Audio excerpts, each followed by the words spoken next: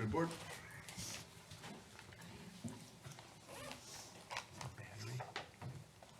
Good evening. The time is 6:31. I'm sorry, 5:31. I'm a little ahead of myself today. On August 22nd, 2024, the regular board meeting of the Vernon Hills Park District Board of Commissioners is called to order. May I have a roll call, please? Commissioner Geraldo. Here. Commissioner Jacobs. Here. Commissioner Robbins. Here. Vice President Senti. Here. President Dorhofer. Here. For those present, could we stand for the Pledge of Allegiance? Pledge allegiance to the flag of the United States of America and to the republic for which it stands, one nation, under God, indivisible, with liberty and justice for all.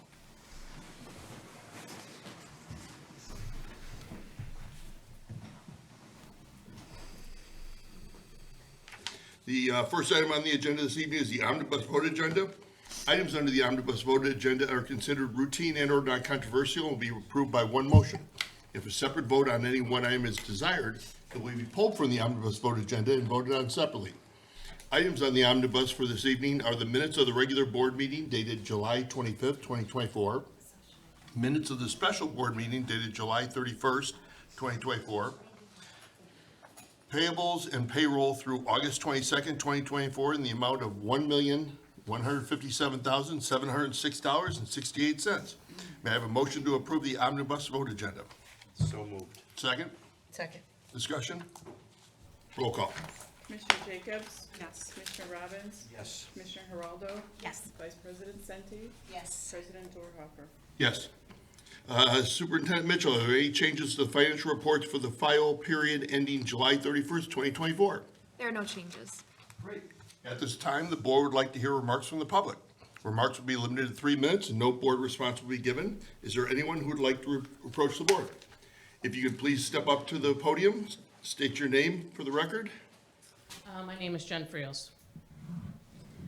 For those of you who don't know me, my name is Jen Frios. My son Kai is enrolled in Little Learners Daycare, and my wife Julie happens to be an employee here at Vernon Hills Park District. I come to you before the board to bring attention to the lack of diversity and inclusion that we feel within Vernon Hills Park District. There have been many instances over my family's 4+ years within the Park District where we have felt not welcomed and or accepted. As an LGBTQ+ family, something as simple as a rainbow on the front door will let other LGBTQ+ families know that this is a safe place and let the community know that Vernon Hills Park District is welcoming. When we first signed our child up within Little Learners, many of the forms still reference mother and father versus parent 1, parent 2, or guardian. Times are constantly changing and some kids are being raised by parents, but some are also being raised by other family members. Despite these forms, we've initially felt that we would be able to teach and be an example. We brought a large selection of books to Little Learners on the topic of inclusion to set an example that all families are different.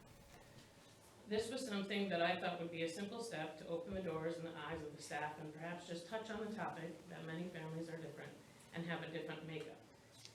At first it was well received and we felt okay, but soon the books went and were tucked away, not even in the classroom.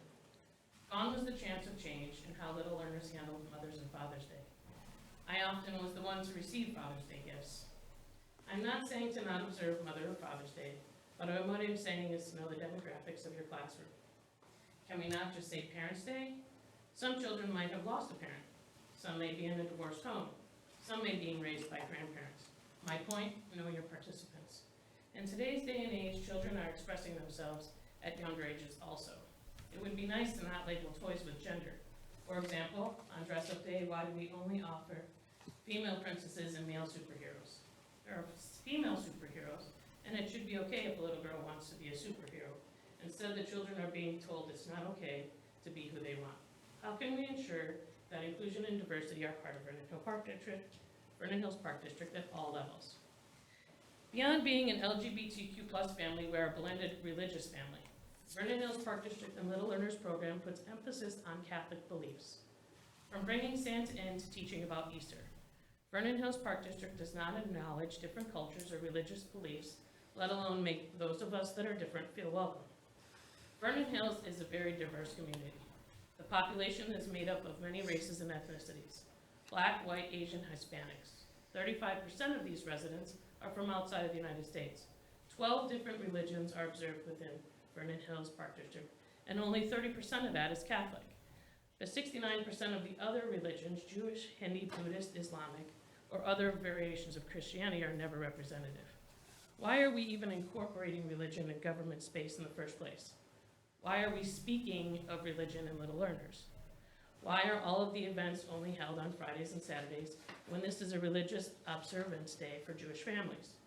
Why not host any events on Sunday? Know your community and the participants.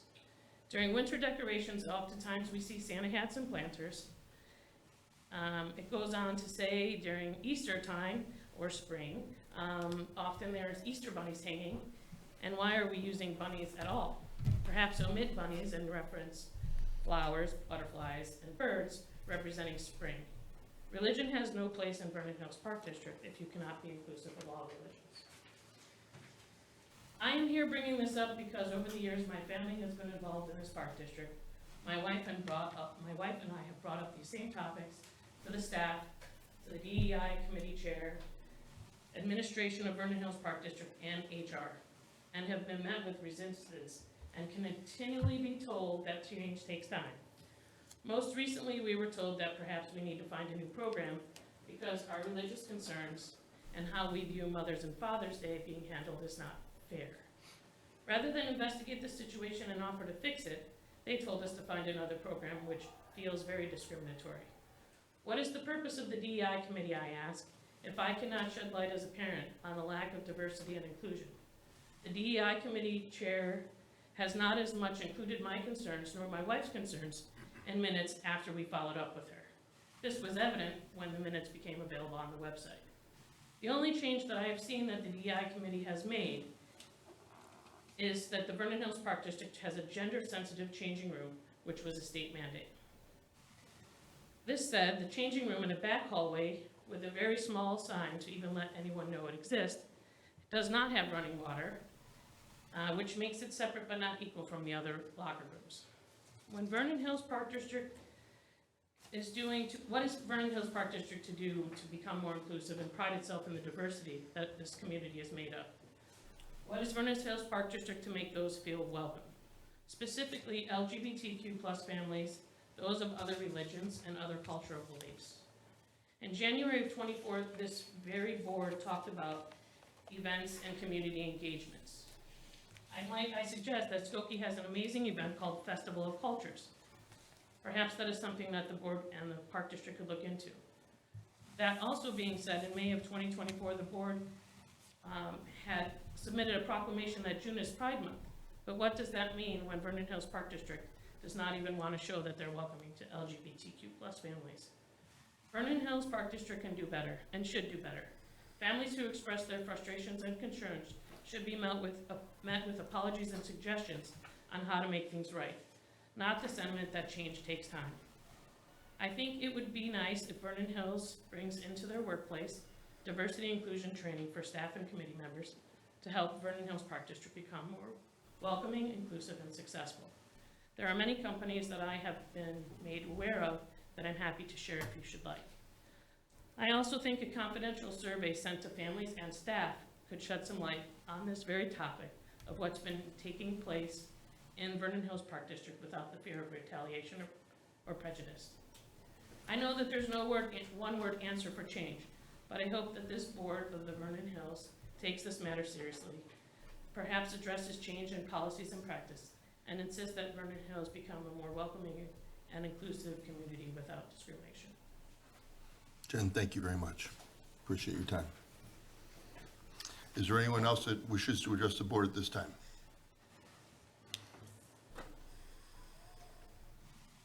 We will move on to staff reports. You don't have Robert on the script. Well, I thought we were just gonna. Yeah. Go ahead. Let me bring, Executive Director, if you could bring Robert to the podium, please.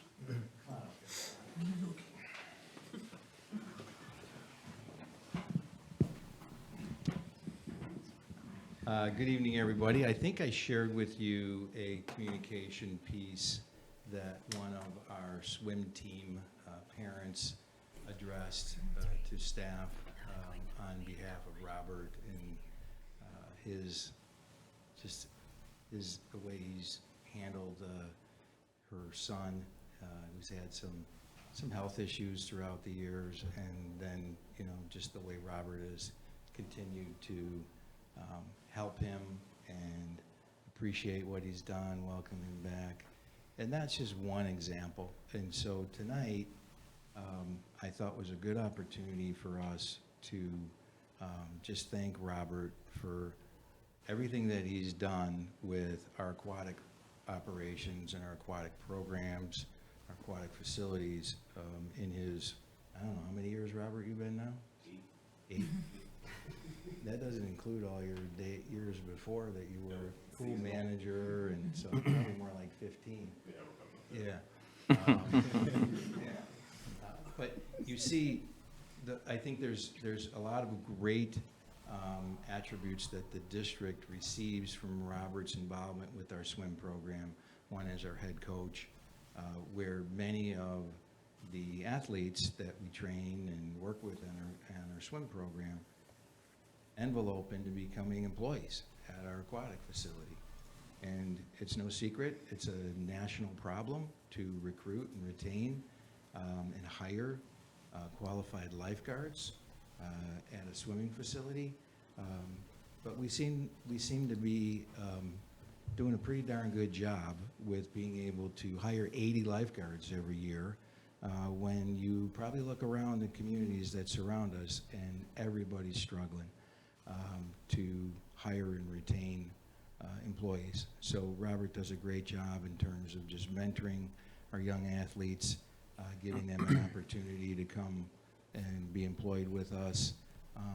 And it just speaks volumes to just his presentation as an employee of our district and what he has done over the years. And so tonight, I thought, I think one or two of you brought to my attention about asking Robert to attend, which I thought was a great idea, to just give him a platform and just a thank you, at least on behalf of the staff, of what he's been able to do to keep our facility, our aquatic facilities and programs just bar none.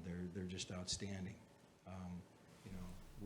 The relationship he's had with the staff over at Vernon Hills High School, where our swim team practices and meets, I speak to the leadership there, and everybody knows Robert, and they love Robert, and I think that's just a great attribute. Our program now is 130 kids roughly in the program, and since being able to use the high school, and prior to that we were a little over half of that, maybe 70 kids that we could accommodate. So that again is a great sign that it's a great program, and it just works. It works well. Now that's just the aquatic side. The professional side, I've been working with Robert a little bit. I know Jay has and Tom have as well. He's involved in our profession, very much so. And he wants to develop and wants to be a successful professional in our field, and he will. And, I think there's still a lot of years left in Robert that he's going to prosper and do really good. But we want him to stay here. We want him here. We want him here in Vernon Hills. And you got to trust me on that. I think all of all of the coworkers here just enjoy Robert's presence. I know all of you have worked, with Robert in some capacity, and for Jay and Tom that work with him very closely, and the rest of our rec department, he's just a gem. He's a gem for our district, and we're very appreciative and thankful to have someone like Robert Wood on our team. So that's all I wanted to say. If anybody else from the board has any comments, feel free. Congratulations, Robert. Keep up the good work. Thank you. Great job. Thank you. Stand here now. What do you have to say for yourself, young man? Just appreciative of the opportunities that I've been given by the board, by everybody that's sitting in this room right now. It's been an honor to continue to work for the Vernon Hills Park District and serve the patrons of the district, for lack of a better word. But like I said, it's been a great experience. Having started at the once was Family Aquatic Center when I was 16 years old, to now being in this position and really caring about what goes on in the community, and just like I said, being able to help out and just serve where I can. So appreciate it, and I'm thankful for everybody that's here. Well, Robert, on behalf of the board, on behalf of the Park District and the residents in this community, thank you. You are exceptional at what you do. You are a role model to these kids, and we couldn't thank you enough for what you do and how you do it.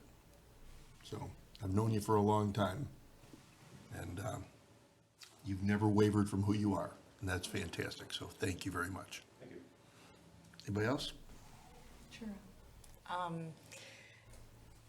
I don't know if it's anything different, but I couldn't let you go without saying that we all feel the same way. We are so lucky to have the staff that we have here in general. I mean, it really makes us proud to be on the board. The little things that you do, we see them, we hear about them. To receive a letter like that, it's not one, we know that, but to read that, it's a unique person that stops and spends the time and sees a child like that and wants to make them feel welcome and grow. And you hear all these stories about, my coach or someone did this for me and how much it impacts their life. That's what you're doing for them. And so we just really appreciate it, and you specifically. Thank you. Thank you, Robert. Appreciate it very much. Thanks for coming.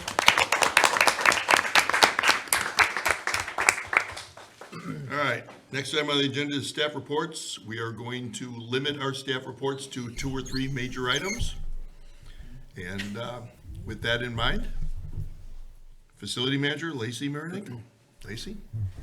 So my report is kind of it's backtracking a little bit. So we had our annual shutdown, which we actually haven't had in several years. So this is going back to pre-COVID. We were shut down for an entire week, and 25 staff members came together and deep cleaned the entire facility. So we had staff members scrubbing showers and floors and high dusting and getting the facility looking as great as it possibly can. Thank you to Parks, who came over and painted the hallways. It looks really great. But it was a great collaboration of efforts, and I'm really proud of the team that we had together. We got to accomplish everything that we wanted. And we also started the tile project on the spa area. We are retiling the steam room and the hot tub, and that's coming along very nicely. So we're hoping that everything is going to be open in the next week and a half, 2 weeks. Fingers crossed. So that's my report for tonight. Any questions? Thank you very much. Park Superintendent Mark Fleischman. In the past month, we've had 2 new full-time employees start. One in the Parks Department, Becca Nielsen. She worked part-time at Vernon Hills Public Works. She's got experience doing a lot of maintenance outdoors, planting flowers, snow plowing, and operating heavy machinery as well. We're excited to have Becca on the team. In the Facilities Department, we have Mike Marquardt. He comes to us from Hawthorne Woods Public Works, where he has pool experience. He's worked on a lot of the same systems we have here, so he has a lot of that knowledge, and he's coming over with it to assist Dave and staff at the pool. And the last thing I have is the Hartman Park renovations. We hit a small delay in trying to get some change orders requested to fix some unforeseen conditions that we were not aware of. As of today, those change orders have been signed, and progress should resume next week. So we'll be Any moving. questions for Mark? Thank you very much. Recreation Superintendent Tom Ritter. Tom? Good evening. I don't do well at limiting my reports, but I figured it out. There's 3 special events that run consecutively in September that I'll just highlight. On September 12th, which is a Thursday at 6:45 p.m., we have one of our Go Walks, which is actually a glow walk. It's usually one of our more highly attended events. We started at dusk at Century Park Pavilion. It's free, and we hand out necklaces and glow sticks, and people seem to really enjoy that. So again, that's Thursday the 12th at 6:45. The following evening, the 13th, at the Sullivan Center, we're hosting our 7th annual Family Trivia Night. It's where teams of up to 6 people just come together. We have pizza and snacks, and we play trivia and give away prizes. It's always a really nice evening. You can have up to 6 people on a team, and it's $50 per team. And then Saturday, right after that, is the annual You've heard me mention this many times, but Worldwide Day of Play, it's a national initiative to get people outside and away from electronics, and it's very traditional things, potato sack races and hula hoop contests, and we bring out huge bubble wands. It's just very outdoor, relaxed, non-competitive, fun things for everybody to do. Another free event. We usually get somewhere in the neighborhood of 150 to 200 people to come out, and that takes place at the Century Park Pavilion right near the sled hill. And then just finally, remind our residents that the spray ground is still open, even though the Turtle Creek Water Park is closed for the season. It's open daily from 10:30 to 4, and weekends 11 to 5 until about September 15th. Of course, it's weather permitting. So hopefully you'll come out. We'll see you. That's my report, unless there's any questions. So this weekend, when it's supposed to be 90 degrees, We will be open. we'll have a place for you to cool off. Yep. Very good. Any questions for Tom? Marketing and Communication Manager Cheryl Buman. Cheryl? Good evening. Just an update to my report. With the close of our Turtle Creek Water Park for the season, our total redemptions for our Groupons totaled $52,659. There'll be no further payments this year. It's very similar to 2023, where we received a little bit close to $52,000. Sarah Ratliff, who was our muralist, who had done some murals over at Turtle Creek, returned, and she did a mural on one side of the pump house that faced the spray ground. She just finished it yesterday. I encourage you to go look at it. She did a fantastic job. And recently I wrote a small article for the NRP magazine about Sarah and her mural work, and it is featured in the September issue when you get that. And lastly, on Monday, this upcoming Monday, we have a new marketing specialist beginning. His name is Sam Falco. Oh, sorry. He is a graduate of Illinois State University with degrees in graphic design and mass media. And he comes with, he worked at Lombard Park District as an intern and comes with a lot of talents. We're excited to see what he'll do for our district. And that's my report for the evening. Any questions for Cheryl? Thank you very much. Finance and HR Superintendent Jessica Mitchell. Jessica? Hello. I will just highlight from my board report that your board packet included a post-issuance compliancy report for the district as of August 2024. This is a district policy requirement of the Superintendent of Finance to review for the $5 million bond series 2023A, which purpose is to review the district is compliant with applicable federal tax rules and regulations.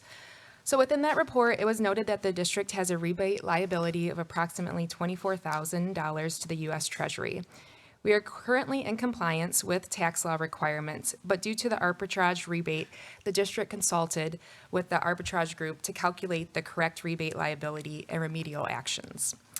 Kent Flores from Bond Counsel of Chapman and Cutler confirmed that the IRS will not require any payments or reports until the 5th anniversary of the bond closing, which is April 2028. Our finance advisor, Aaron Gold of Spear Financial, was also made aware of the arbitrage liability as Spear assists us with bond proceedings. This will not affect any annual general obligation rollover bonds. As a reminder, this arbitrage amount is due because the federal government sets timelines of when certain percentages of the government bond must be spent down. We were supposed to have 45% spent down at the one-year anniversary this past April of the $5 million bond closing. We did not meet that spend down requirement due to construction holdups. Thus, any investment earnings over the 3.85% specified interest rate at bond closing will have to be paid back to the IRS. So for calculations, the actual earnings were that we earned were $209,000, but allowable earnings were only $182,000, meaning that the arbitrage earning is $26,422. However, the IRS has a computation date credit that was applied at $2,000, making the actual arbitrage liability stated to $24,339. This amount is subject to change due to future investment activities until the full bond payment or the full bond amount is spent. Currently, we have roughly 69% of the bond proceeds spent in construction costs, with an anticipation of 85% on track by March 2025. Construction project expenses are coming due. This includes the Sullivan Center roof repair, the rooftop unit, the Lakeview steam room, additional Turtle Creek Water Park projects, like the Lazy River sandblasting and fencing, painting, as well as the Grosse Pointe Park expenses.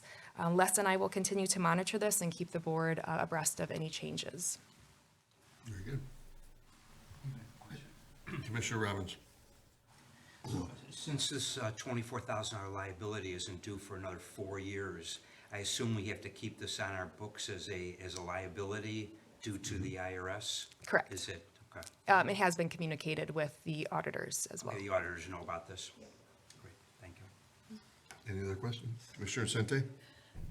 More just wanted to say thank you for running through that for us, and also not sure if the public recalls, but part of the reason for the delay is because we heard from them that they wanted us to keep the lazy river, so we looked for a new location, and that delayed the project. That was probably the largest project that we had, and you know, when you borrow money, we don't always know what the rain schedule's gonna be or different things like that, so sometimes this happens, but being able to have the consultant that we hired and spending very little on them and being able to save some of that money is also just smart, so thank you. Thank you. Any other questions? Very good. Next Executive Director, Jeff Fugero. Jeff? Good evening, thank you. Just a few quick items in your packet, just a reminder, there's a public officials meeting that the Village of Vernon Hills is going to host on Tuesday, September 10th. That's at 1:30 p.m. at Village Hall. If any of the board members are interested or can make that, just let me know in advance. We also want to remind you that our September 26th board meeting, we will have our local government efficiency committee meeting. That'll be our final meeting with that group. And that'll be a 5 p.m. start. We've got a couple more large-scale items that we'll have for our public members to review, as well as we'll share those with the park board as well. And then from there, once that's finalized, then I'll be putting together a final report and summary for the county on our 3 meetings with you know, that were pertinent information that we've addressed with our 2 citizens on that. And then lastly, just the consolidated election. We have 1 seat open for a 6-year term. That begins in April of '25. Just a couple days ago, you could pick up, you know, your packets, your candidate packets. I have those in my office as the election officer for the district.